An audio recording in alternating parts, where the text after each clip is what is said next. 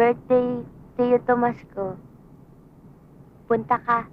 Tio Tomas? Sino si Tio Tomas?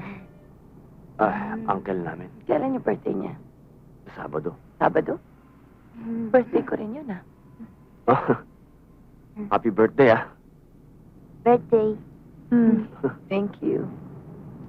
Punta ka amin. Ako? Gingging, bising tao yan. Huwag mo nang ulitin, hindi makakarating yan. Ay, oo, hindi pa pwede kasi may Oo, huwag ka papatering kami sa kanya. Huwag ka nang malungkot, ganun talaga yun. Ha? Pero gagawa namin ng paraan. Gagawa naman ng paraan eh. Oh, kaya malungkot. Happy ka na. Ayan.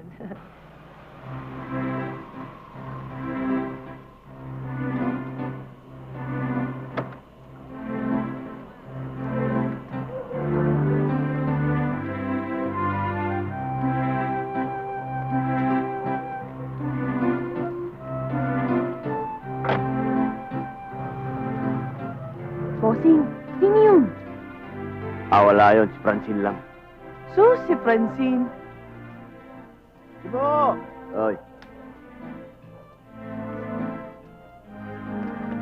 Mga kapitbahay, mga kaibigan ko, ako po ay lumalapit sa inyo upang hingin ang kooperasyon ninyo. Bukas, darating po sa bahay namin si Francine. Siyota ako yun. Siyota ako yun. Kaya ako meron lamang akong hilingin mga konting bagay lamang sa inyo. Ay, makinig kayo. Pwede ba ho yun? Okay! May election ba? Baka. Kapaligiran natin. O pwede ba? Gawing nating malinis. Okay! Yung mga basura.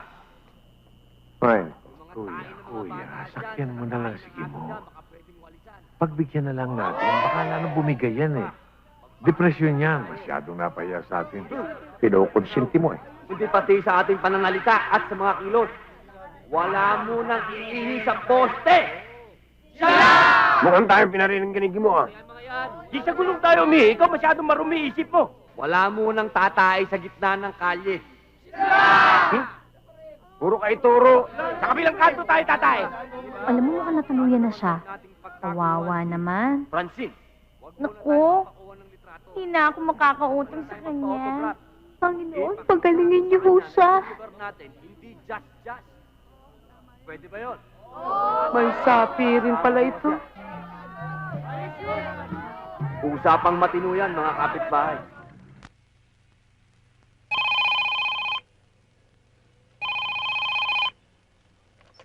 Hi.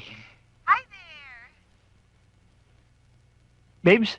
That's right. Babes? Hi, how are you? Okay, busy with my painting class. Tinutulungan ko si Professor sa exhibit niya. And you? Babes? Okay. Well, anyway, pinatawagan ka ng papa mo. Umuwi ka daw as soon as possible. Pakisabi na tawagan ko na lang siya. I'll call you back. Dumating ang pinsan ko. I love you, babes. Bye. Bye.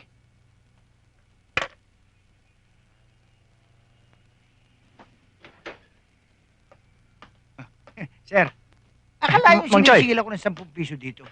Tara. Sabi ko ako na magdadala. Ano yan? Bakit pa? Bakit po ako babayad ng 10 piso? Hindi tayo nakaahora. Sir, may utos pa po kayo. Hindi na, wala na. Tuloy na ako. Mang Choy. Sir, May pamilya na ho ba kayo? sir,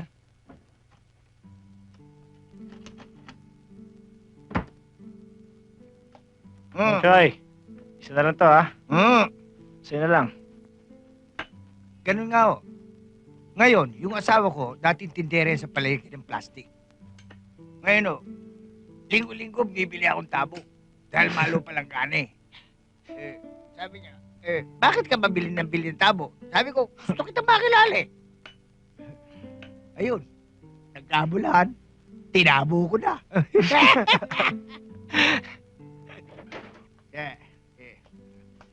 Mang Choy, Hmm? kilala niyo si Blackjack? Blackjack. Ang hindi niya lang alam at di ko masabi na ako'y isang bong bing bang bong hum data. Ang gulo ng bahay!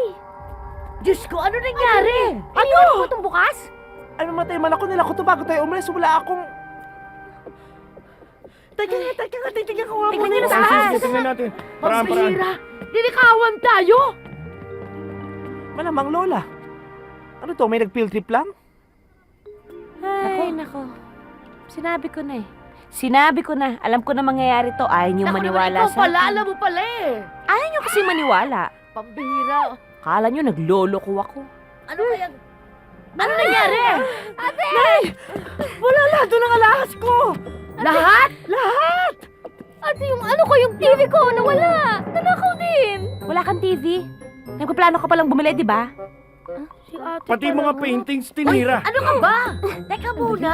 Walang may gusto mangyari ito, ha? Mabuti pa, Ninakawan i-report eh. na natin to sa Ano mga polis. magagawa natin? Isa pa, mabuti! Wala tayo dito!